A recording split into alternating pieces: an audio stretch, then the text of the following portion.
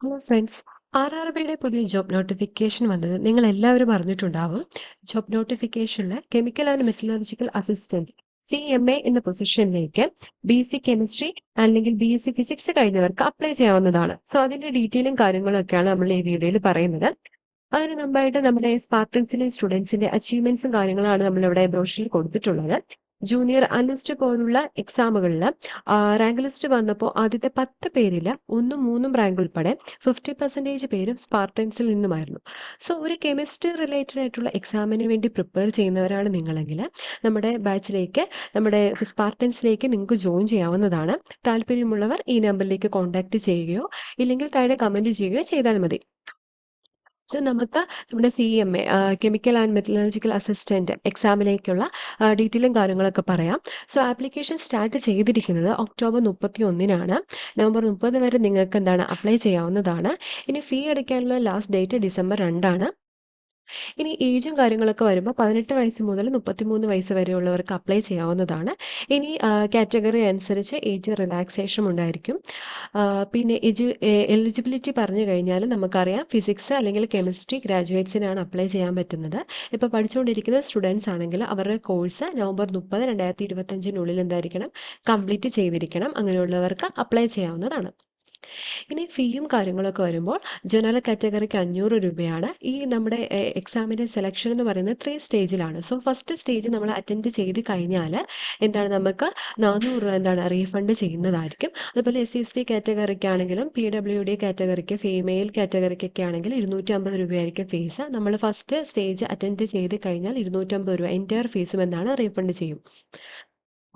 Okay.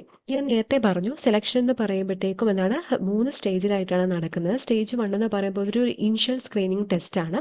Stage 2 വരുമ്പോഴത്തേക്കും technical and merit designing test ആയിരിക്കും ഉണ്ടായിരിക്കുന്നത്. ഇത് രണ്ടും കമ്പ്യൂട്ടർ ബേസ്ഡ് ആയിട്ടുള്ള ടെസ്റ്റ് തന്നെയായിരിക്കും. സ്റ്റേജ് 3 എന്ന് പറയുമ്പോഴത്തേക്കും ഡോക്യുമെന്റ് വെരിഫിക്കേഷൻ ആയിരിക്കും. ആൻഡ് നമ്മുടെ ഫിറ്റ്നസ്സും കാര്യങ്ങളുമൊക്കെ ചെക്ക് ചെയ്യുക എന്നുള്ളതായിരിക്കും സ്റ്റേജ് 3 വരുന്നത്. സോ സ്റ്റേജ് 2 ക്വാളിഫൈ ആയവർക്ക് മാത്രമേ സ്റ്റേജ് 3യിലേക്ക് വരാൻ സാധിക്കുകയുള്ളൂ. സോ നമ്മൾ സ്റ്റേജ് 1 എന്ന് പറയുമ്പോഴത്തേക്കും കമ്പ്യൂട്ടർ ബേസ്ഡ് എക്സാം ആണെന്ന് ഞാൻ പറഞ്ഞു. സോ അതിൻ്റെ പാറ്റേണും കാര്യങ്ങളൊക്കെയാണ് പറയുന്നത്.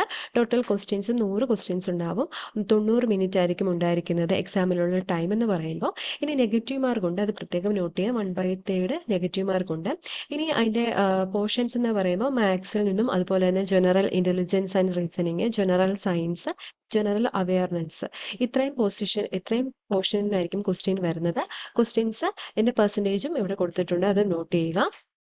ഇനി നമ്മുടെ സ്റ്റേജ് 2 വരുമ്പോഴത്തേക്കും പാർട്ട് എ, പാർട്ട് ബി എന്ന് പറഞ്ഞ 2 പാർട്ടിലായിരിക്കും സ്റ്റേജ് 2 എക്സാം നടക്കുന്നത്. പാർട്ട് എയിൽ general awareness, physics and chemistry, basics of computer applications and basics of എൻവയോൺമെന്റൽ ആൻഡ് പൊല്യൂഷൻ.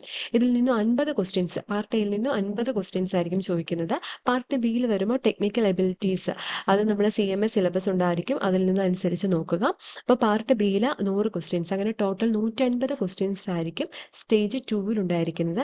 ടൈം എന്ന് പറയുമ്പോൾ 120 മിനിറ്റ് ആയിരിക്കും നമുക്ക് ഉണ്ടായിരിക്കുന്നത്. സോ ഇത് സ്റ്റേജ് 2 കംപ്ലീറ്റ് ചെയ്തവർക്ക് മാത്രമേ ഫൈനൽ നമ്മുടെ ഡോക്യുമെന്റ് വെരിഫിക്കേഷനും കാര്യങ്ങൾക്കും ഒക്കെ പോകാൻ പറ്റുകയുള്ളൂ. സോ നമ്മൾ ഫൈനൽ മെറിറ്റ് നമ്മൾ എടുത്ത് നോക്കുമ്പോഴത്തേക്കും പാർട്ട് എയിലെ ബേസ് ചെയ്തിട്ടായിരിക്കും കൂടുതലായിട്ട് നമ്മൾ മാർക്ക്, അതായത് പാർട്ട് എയിലെ മാർക്ക് എത്രയാണ് നമ്മൾ സ്കോർ ചെയ്തിരിക്കുന്നത് വെച്ചിട്ടായിരിക്കും ഫൈനൽ സ്റ്റേജിലേക്ക് നമ്മൾ പോകുന്നത്. സോ നമുക്കിനി അതിൻ്റെ ആപ്ലിക്കേഷൻ പ്രൊസീജിയർ എങ്ങനെയാണെന്ന് നോക്കാം. സോ ഇതാണ് ഒഫീഷ്യൽ സൈറ്റ് എന്ന് പറയുന്നത്. ഇത് നമ്മൾ അപ്ലൈ ചെയ്യാൻ വേണ്ടിയിട്ട് ഇവിടെ ക്ലിക്ക് ചെയ്യുക. അപ്പോഴത്തേക്കും നമുക്കൊരു വിൻഡോ ഓപ്പൺ ആകും. സോ ഇതാണ് നമ്മളുടെ ആപ്ലിക്കേഷൻ വിൻഡോ. സോ നമ്മൾ ഇതിൽ ആദ്യമായിട്ട് അപ്ലൈ ചെയ്യുന്നവരാണെങ്കിൽ നമ്മൾ ഒരു അക്കൗണ്ട് ഇവിടെ ക്രിയേറ്റ് ചെയ്യണം. സോ ക്രിയേറ്റ് ആൻ അക്കൗണ്ട് എന്ന് കൊടുക്കുക. സോ ഇവിടെ പറഞ്ഞിരിക്കുന്ന കാര്യങ്ങളൊക്കെ, മാൻഡേറ്ററി ആയിട്ടുള്ള കാര്യങ്ങളൊക്കെ നമ്മൾ ഫില്ല് ചെയ്ത് കൊടുക്കുക. നമ്മുടെ നാഷണാലിറ്റി, നെയിം, പിന്നെ gender, fathers name, mothers name, അങ്ങനെയുള്ള കാര്യങ്ങളൊക്കെ ചെയ്യുക. അതിനുശേഷം നമ്മൾ ഏതൊരു ആപ്ലിക്കേഷൻ ചെയ്യുമ്പോഴും നമ്മൾ നോക്കേണ്ടത് നമുക്കൊരു വാലിഡ് ആയിട്ടുള്ള ഇമെയിൽ അഡ്രസ്സും അതുപോലെ തന്നെ ഫോൺ നമ്പറും ഉണ്ടോ എന്നാണ്. സോ അത് കൊടുക്കുക. അതിൽ നിന്ന് നമ്മൾ OTP ജനറേറ്റ് ചെയ്ത് അത് വെരിഫൈ ചെയ്യുക. അതിനുശേഷം നമുക്ക് പാസ്വേഡ് കൊടുക്കാം. അതിന് കൺഫേം പാസ്വേഡ് കൊടുക്കാം. വെരിഫിക്കേഷൻ ത്രൂ ആധാർ ആധാർ വേണമെങ്കിൽ അങ്ങനെ ചെയ്യാം.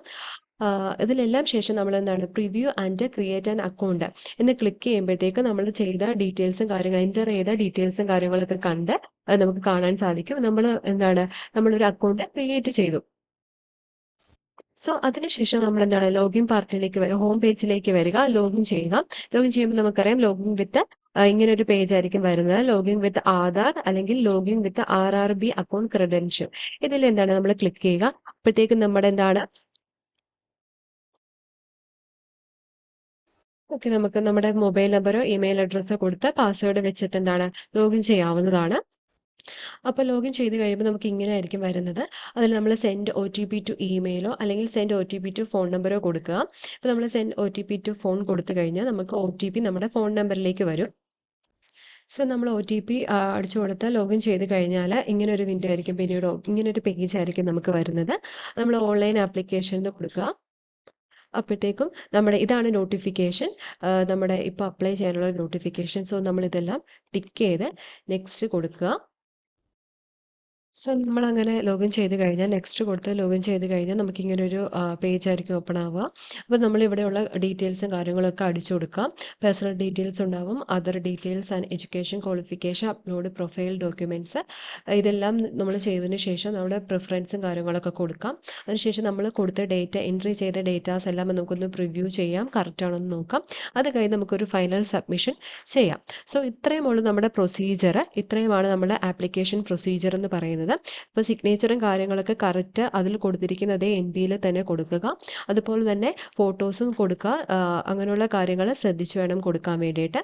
സോ അപ്ലൈ ചെയ്യേണ്ട ഡേറ്റും കാര്യങ്ങളൊക്കെ നോട്ട് ചെയ്യുക, കറക്റ്റായി എല്ലാം അപ്ലോഡ് ചെയ്യുക. എന്തെങ്കിലും മിസ്റ്റേക്ക് ഉണ്ടെങ്കിൽ റിജക്ഷൻ വരാനുള്ള ചാൻസൊക്കെ ഉണ്ട്. സോ അപ്ലൈ ചെയ്യുന്നവർക്ക് ഗുഡ് ലക്ക്. ആൻഡ് ഈ വീഡിയോ നിങ്ങൾക്ക് യൂസ്ഫുൾ ആയെന്ന് വിചാരിക്കുന്നു. താങ്ക്